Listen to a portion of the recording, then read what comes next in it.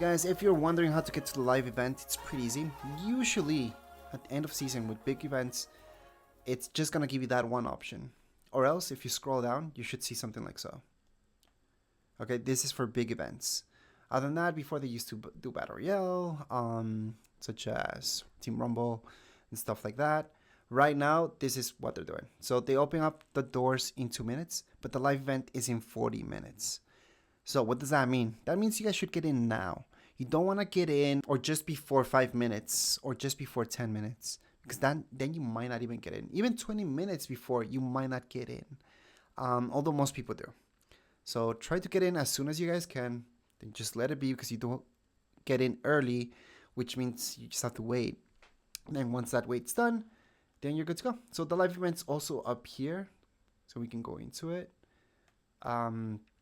Same team. Game will start in 1 minute.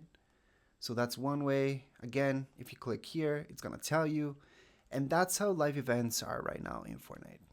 All right, so once the live event's actually available, you're gonna see this, so you guys can actually select on it.